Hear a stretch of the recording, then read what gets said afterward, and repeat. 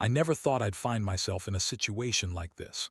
My name is Jake, and I've been married to my wife, Sarah, for just over 5 years. At the beginning, everything felt perfect. We were that couple everyone looked up to, always holding hands, stealing kisses in public, and laughing until our stomachs hurt. Friends would often joke about how we were each other's one and only. But lately, things had shifted in a way I couldn't quite put my finger on. The signs were there if I cared to notice them. Sarah had started working longer hours at her job as a marketing manager, always coming home later than usual. At first, I thought it was just the demands of her career. But then she began to dress differently, wearing clothes I had never seen before, more revealing, more stylish. It was as if she was trying a little too hard to impress someone. I brushed it off as her being more confident, maybe even a little excited about a promotion. But I couldn't shake the gnawing feeling in my gut that something was off. One night, I decided to stay up late, waiting for her to come home. I was flipping through TV channels when I heard the front door click open. I looked at the clock. It was nearly midnight. "Hey, you're home late," I called out, trying to sound casual. She stepped into our living room, her makeup slightly smudged and her hair a bit disheveled. "Sorry, babe, just got caught up with some coworkers," she replied, her tone too upbeat for my liking. She moved past me, heading to the bathroom without really looking at me. The following week, I was cleaning out the clutter from our closet when I stumbled upon her phone. She had left it behind, and it buzzed with a notification. A message from a contact named Mike lit up the screen. My heart thumped as I picked it up, not something I was proud of, but curiosity got the better of me. I opened the message. "Can't wait to see you tonight. I'll wear that dress you like." The world around me faded as I read those words over and over. My mind raced. Who was Mike? Was this a work friend or something else entirely? I tried to convince myself it was innocent. Maybe there was an explanation, but I couldn't shake the feeling that this was a secret I was never meant to discover. I put the phone back, my hands trembling. That night I barely slept, replaying the message in my mind. The next day I decided to confront her. I had to know the truth, no matter how painful it might be. When Sarah came home from work that evening, I was sitting at the dining table, my heart pounding like a drum. "We need to talk," I said, trying to keep my voice steady. She rolled her eyes, a gesture I had come to recognize as her way of deflecting serious conversations. "Can it wait? I had a long day," she replied, pouring herself a glass of wine, but I couldn't wait. I pushed forward. "No, it can't. I found something on your phone." Her eyes widened for a moment before she quickly regained her composure. "What are you talking about?" she asked, feigning ignorance. I took a deep breath, steeling myself for the confrontation. "Who the hell is Mike? What's going on, Sarah?" The room was thick with tension as the silence stretched between us. Her expression shifted, and I could see the panic flicker across her face. "Jake, I can explain," she started, but I cut her off. "Explain what? What's there to explain about a guy messaging you about what dress to wear for him? Is this really happening?" I felt betrayal coursing through my veins as anger bubbled up. She tried to backpedal, spinning a web of excuses that I desperately wanted to believe. "It's not what you think. We were just hanging out. It was innocent, I swear." But I didn't want to hear her lies anymore. I felt my heart shatter as the reality of her betrayal sank in. I had loved her fiercely, and this woman before me, this stranger who was lying through her teeth, wasn't the Sarah I thought I knew. My mind reeled as I tried to process everything. I felt a mix of anger and deep sadness as I stared at her, fighting the urge to scream and cry all at once. In that moment, I realized I needed to take back control of my life, to redefine my family not by blood, but by the choices I made moving forward. The betrayal was going to change everything. After the confrontation with Sarah, my world had come crashing down. The weight of betrayal hung over me like a dark cloud, suffocating and heavy. I couldn't fathom how things had escalated so quickly. One moment I was a devoted husband, and the next I felt like a fool, deceived by the one person I thought would never hurt me. The days following our explosive argument were surreal. I withdrew into myself, unable to face the reality of our situation. Sarah continued to navigate her life as if nothing had happened. She tried to be affectionate, even attempted to apologize, but I was beyond reaching. Every word that came out of her mouth felt like another dagger, reminding me of her lies. I found solace in my friends. I reached out to Mark, my childhood best friend. He was the kind of guy who always had my back, no questions asked. I needed someone to vent to, someone who could offer me the raw, unfiltered truth without sugarcoating it. We met at our favorite bar, a dimly lit dive known for its cheap beers and loud jukebox. As we took our seats, I couldn't shake the feeling of shame.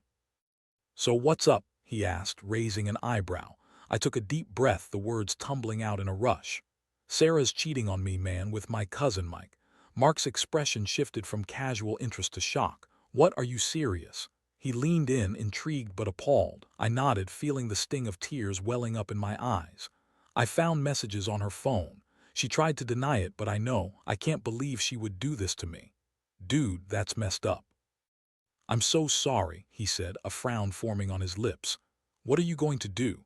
That question hung in the air and I hadn't an answer. I felt lost, caught between heartbreak and anger. The thought of confronting Sarah again filled me with dread, and the idea of leaving her left me feeling hollow. "I don't know," I admitted. "Part of me wants to work it out, but how do you come back from something like this?" "Honestly, you can't. Not like that," Mark replied bluntly. "You deserve better, man. You need to take control. Maybe it's time to think about what you really want moving forward." His words resonated with me.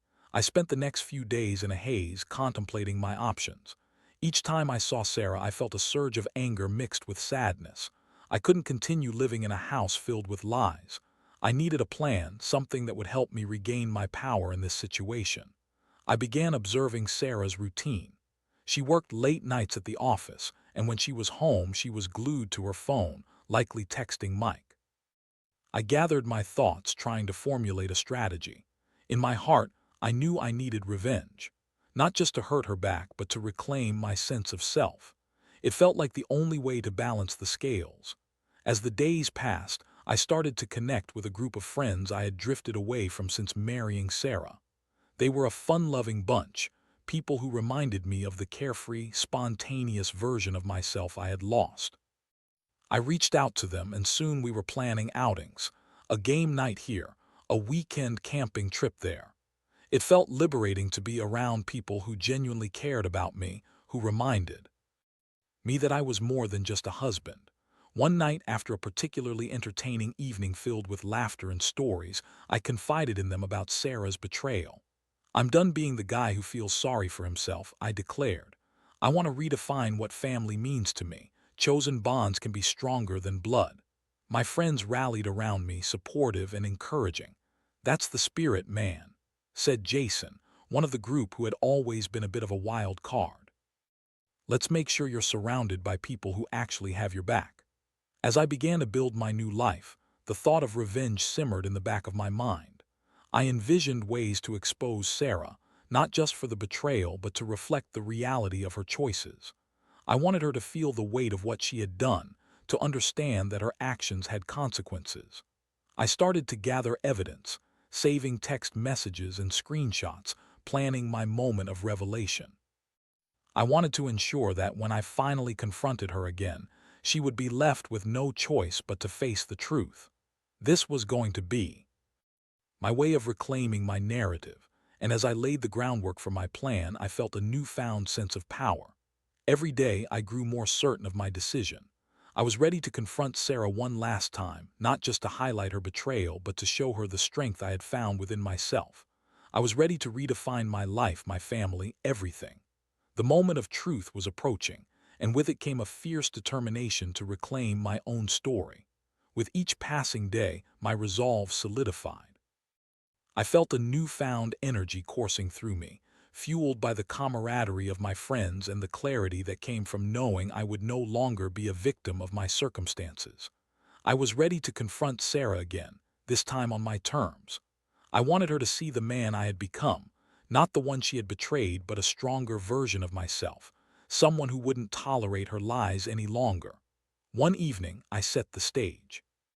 I'd invited Sarah to dinner at our favorite restaurant, a cozy Italian place where we used to share countless romantic evenings before the cracks had begun to show. I'd chosen a Table in a quiet corner, away from prying eyes, giving us the privacy needed for what was about to unfold. I could feel the tension building in my chest as I waited for her to arrive. When Sarah walked in, wearing a form-fitting dress that accentuated her curves, my stomach churned. For a moment, I struggled to remember the woman I had fallen in love with.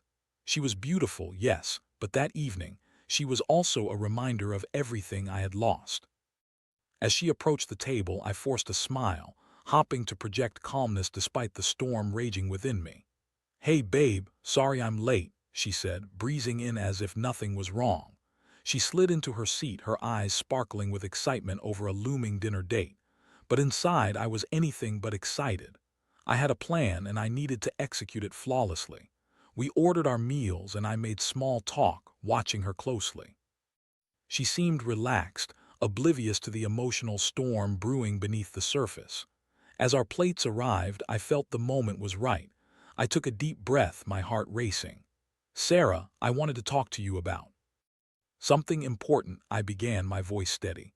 "Oh, what's on your mind?" she asked, her tone casual, almost dismissive. I leaned in closer, lowering my voice. "I know about Mike." Her smile vanished. "I know you're cheating on me with him." For a moment there was a stillness, a thick silence that enveloped us. The clinking of cutlery around us faded, and I could see the color drain from her face. "Jake, please let me explain," she stammered. "No more lies, Sarah." "I have proof," I said, pulling out my phone. I opened the messages I had saved, the ones that had been the catalyst for my decision. "You can't spin this anymore. You've betrayed me, and I deserve the truth." I slid the phone across the table, watching her eyes widen as she read the screen. Her expression shifted from shock to anger. "You went through my phone," she spat, her voice rising. "How dare you invade my privacy like that? It's called trust, Sarah." I shot back, my frustration boiling over. "You shattered that trust when you decided to sleep with my cousin. Are you really going to try and turn this around on me?" She opened her mouth to protest, but I wasn't going to let her derail the conversation again. "You can't keep lying and pretending everything is okay. I deserve to know why you did this. What did I do wrong?" She shifted uncomfortably in her seat, her bravado beginning to crumble. "I didn't mean for it to happen. It just happened. Mike was there for me when you were so busy with work. He made me feel special." The words felt like a punch to the gut. They were a slap in the face, a stark reminder of my own shortcomings. "So this is my fault. You needed someone to make you feel special," I asked incredulously. "What about our vows, Sarah? Did they mean nothing to you?" "I was lonely, Jake," she shot back, her voice trembling with emotion. "You were never around. I didn't think you care that much." Her words hung in the air, and I felt a mixture of sadness and anger. I had been so wrapped up in my job, trying to provide for us, that I had neglected my duties as a husband, but that didn't justify her betrayal. "You could have talked to me. You could have told me you felt lonely instead of jumping into bed with someone else." "I didn't know how I thought I could handle it," she said, her voice softer now. "I never wanted to hurt you. Too late for that now, don't you think?" I replied, my voice cold. The reality of the situation settled in like a weight I could hardly bear. I had loved her, fought for her, and in return she had repaid me with betrayal. As we sat in silence, both of us simmering in our feelings, I felt a shift within myself. I realized that it was time to make a decision. I had tried to work things out, but her words had revealed a fundamental truth. I couldn't rebuild a relationship based on lies and deceit. "Sarah," I finally said, my voice steady, "I think it's best if we separate. I need time to figure out who I am without you." Her eyes filled with tears, glistening like broken glass. "Jake, please don't do this." "I'll change, I swear." I shook my head resolute. "It's too late. I can't keep living in a relationship built on betrayal. I need to find my own path." With that, I stood up, leaving her sitting at the table, tears streaming down her cheeks. I walked out of the restaurant, the weight of the decision hanging heavy on my heart, but also a sense of liberation. I had taken control, and while it was devastating, I knew it was the right thing to do. As I stepped into the cool night air, I could finally breathe again. The pain would linger, but I was ready to embrace the journey ahead, one where I would redefine family not by blood but by my choices, seeking connections that would honor the love I had to give. It was strange how quickly life can shift. Just a week ago, I was a married man, navigating turbulence in my relationship. Now, I was a newly single man facing the uncertainties of a new chapter. After leaving the restaurant that night, I hurried home, unsure of what awaited me. I expected Sarah to be there, but I also knew I had to brace myself for the emotional storm that followed our confrontation. When I walked into the house, it was eerily quiet, too quiet. The usual warmth that filled our home felt absent, replaced by a chilling sense of emptiness. I made my way to the living room where I found Sarah sitting on the couch, her arms wrapped around her knees, tears streaming down her face. It was a sight I had never seen before, and despite the anger I felt toward her, my heart softened for just a moment. "Jake," she said, her voice shaky. "I'm so sorry. I made a terrible mistake. I'll do anything to fix this."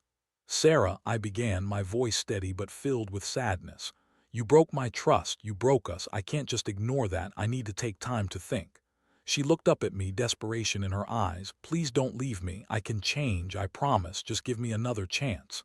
I shook my head, feeling the weight of her pleas. "It's not that simple. I've already made my decision. I need to focus on myself right now." The two of us sat in silence, the gravity of the situation hanging between us. I could feel the tension pooling in the air, thick with heartbreak and regret. Eventually, I pulled my phone out and began searching for a place to stay. I knew I needed distance from her and the memories that filled our home. After a few minutes of searching, I found a nearby apartment that had just become available for rent. I called the landlord and arranged to see it the next day. It wasn't ideal, but it would be a fresh start, away from the memories that haunted every corner of our home. As I ended the call, Sarah looked at me with a mix of anger and sorrow, her previous pleas morphing into frustration. "You're really going to just walk away, after everything we've been through?" I took a deep breath. "What's left, Sarah? You chose to betray me. I can't keep pretending everything is okay when it's not. I need to move on." In the days that followed, I packed my belongings with a heavy heart. Each item I placed in boxes felt like a symbol of the life we had built together, a life that was now shattered. I tried to focus on the future, on rebuilding my life, but the pain of separation was still raw. I spent my days working and my nights reflecting on what had happened. I'd meet up with Mark and the others, trying to find comfort in their company. They offered support, laughter, and the reminder that I wasn't alone. We played video games, watched movies, and shared stories that brought back the carefree memories of our youth. They encouraged me to get out there, meet new people, and rediscover who I was outside of my marriage. One Friday night, I reluctantly agreed to join them at a local bar for trivia night. I didn't feel like socializing, but I knew they were right. I needed to reconnect with the world. As we settled into our seats, I scanned the room. The atmosphere was lively, filled with laughter and the buzz of conversation. My friends began to answer trivia questions, their camaraderie infectious. As the night wore on, I began to relax, allowing myself to be swept away in the energy of the crowd. I laughed at their antics and participated in the trivia, quickly forgetting about the weight of my recent heartbreak. Then, as if fate had a hand in it, I spotted a woman sitting at the bar. She was striking, with dark hair and an infectious smile that lit up her face. I couldn't help myself. I leaned over to Mark and whispered, "Who's that?" He smirked knowingly. "That's Emily. She's a regular here, single and ready to mingle." I felt a flutter in my stomach, a feeling I hadn't experienced in a long time. Maybe it was the alcohol, or maybe it was the thrill of a fresh start, but I knew I had to talk to her. Summoning my courage, I approached her, my heart racing. "Hey there, mind if I join you?" Emily looked up and smiled, her eyes twinkling with curiosity. "Not at all. I could use some exciting company." As we began to talk, I found myself laughing more freely than I had in months. Emily was witty, charming, and had a way of making me forget my troubles.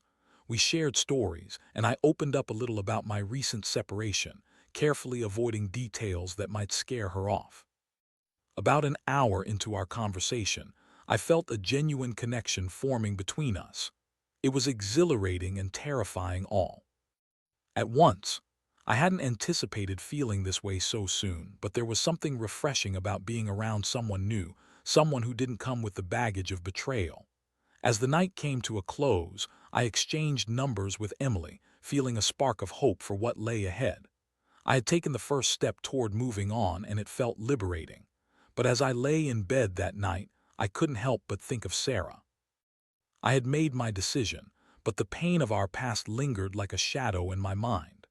I knew I had to navigate this new chapter carefully. I couldn't afford to rush into anything without fully processing the emotions I was feeling. It was a journey ahead, one filled with uncertainty, but I was ready to embrace it. I was prepared to redefine what family meant to me, to surround myself with chosen bonds that would uplift and support me. One step at a time, I would reclaim my life and build a future that was mine alone.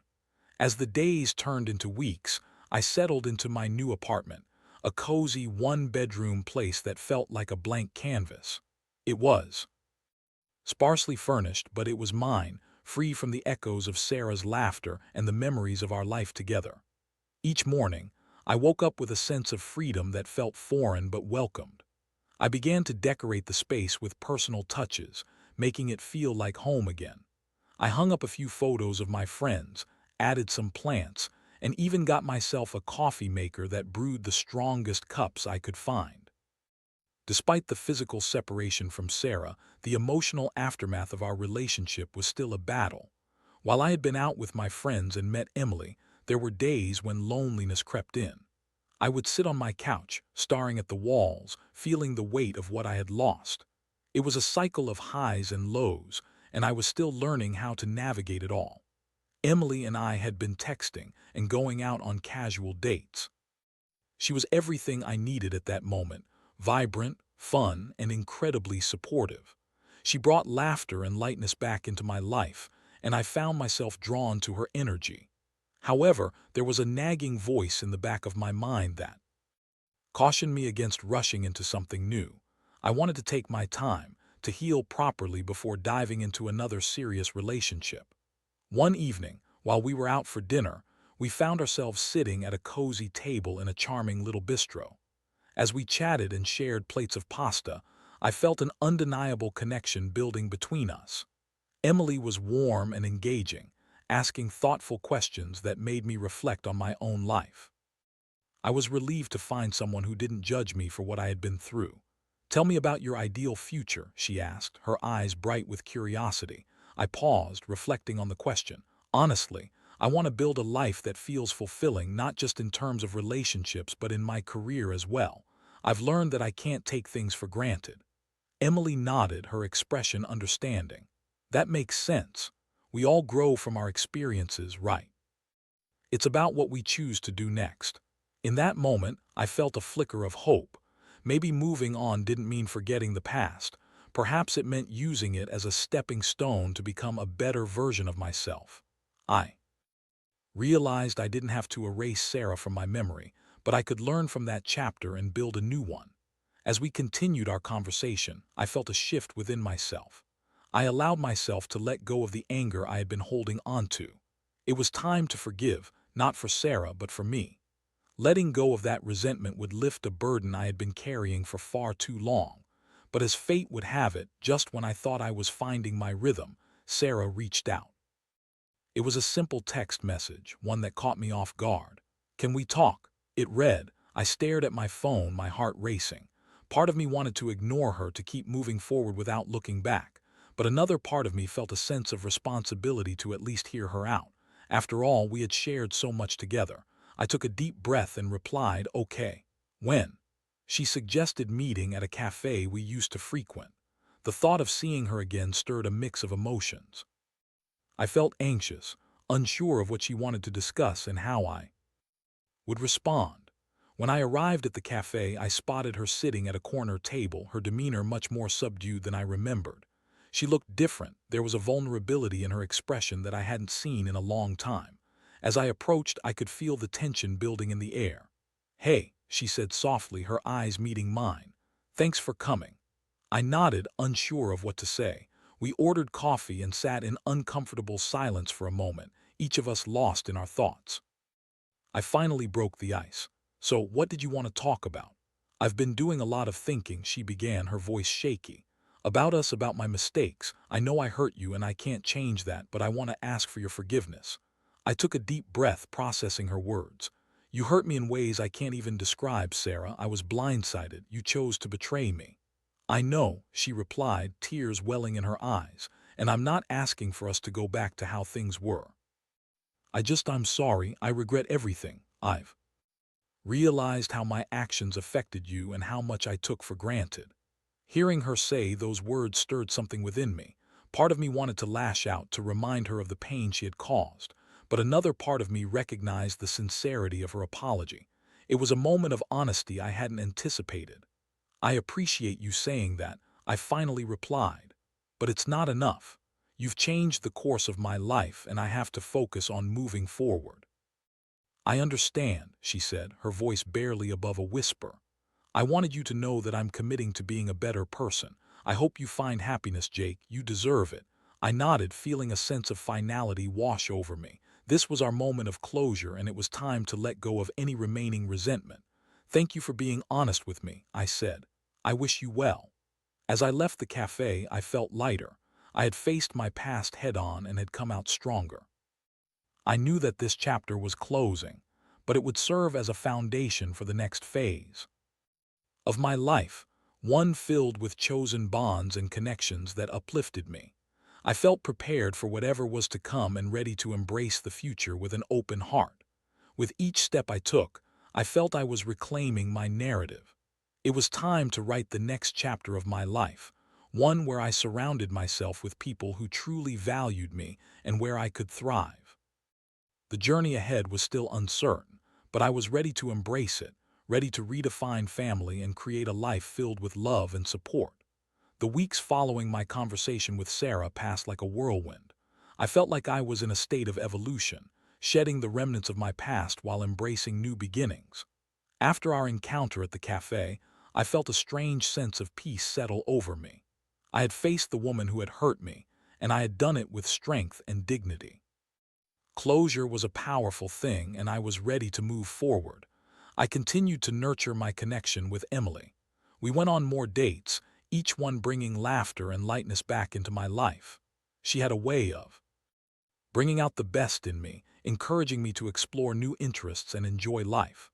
We went hiking, tried new restaurants, and spent hours talking about everything from our dreams to our favorite movies. I found myself genuinely smiling again, something I hadn't done in a long time. One Saturday, we decided to take a road trip to the coast. The sun was shining, and the air was filled with the salty tang of the ocean as we arrived at the beach. As we set up our spot on the sand, I felt an overwhelming sense of gratitude. I was grateful for the journey that had brought me here, even with all the pain. It had led me to Emily, who was slowly helping me rediscover joy. As we walked along the shoreline, the waves crashing against the sand, I turned to her and said, I know we haven't been together long, but I really appreciate you being in my life. You've brought so much light back into it. Emily beamed at me, her eyes sparkling. I feel the same way. I love how we can just be ourselves around each other. In that moment, I realized how far I had come. I had gone from a heartbroken man reeling from betrayal to someone ready to embrace new love and possibility. I had learned the value of chosen family, and I knew I wanted to surround myself with people who uplifted me, who celebrated life, and who shared mutual respect. As the sun began to set, painting the sky with brilliant hues of orange and pink, I took a deep breath. I knew this was just the beginning. My heart was still healing, and I didn't want to rush anything with Emily, but I felt hopeful. Hopeful for a future I could shape and define for myself. In the weeks that followed, I also continued to spend time with my old friends. Mark, Jason, and the others became my support system, reminding me of who I used to be before the weight of my marriage pulled me down. We laughed, we reminisced, and they celebrated each step I took toward reclaiming my life. I found strength in their camaraderie, which reinforced my understanding that family isn't always about blood. Sometimes, it's about the bonds we choose to nurture. Every now and then, I still thought of Sarah, but it was different now. I didn't feel anger. Instead, I felt a sense of understanding. She was part of my past, yes, but she had taught me valuable lessons about trust and self-worth. I had learned that it was okay to prioritize my happiness, to seek fulfillment outside of a toxic relationship. One night, after a particularly fun game night with friends, I found myself reflecting on everything I had been through. I picked up my phone and began typing out a message to them, an appreciation for their unwavering support during my darkest times. I hit send, feeling a sense of gratitude wash over me. Hey guys, just wanted to say thank you for being there for me. I couldn't have navigated this without you. Here's to new beginnings and chosen family. Their responses flooded in, filled with encouragement and camaraderie. It was then that I realized I was no longer defined by my past. I was Jake, a man who had learned to embrace change, to redefine family by choice, and to surround himself with people who truly cared. As I moved forward, I knew challenges would arise. Healing takes time and life can be unpredictable, but I was ready for it all. Emily, my friends, and even the lessons learned from my marriage would guide me. I was ready to write my own story, one filled with love, laughter, and a deep sense of belonging. In that moment, standing on the beach with the waves crashing at my feet and the sun setting on the horizon, I felt a renewed sense of hope. I was no longer shackled by the pain of betrayal. I was free to choose my path, to build a life defined by the relationships that truly mattered. I smiled, ready to embrace the adventure that lay ahead, grateful for the journey that had brought me here.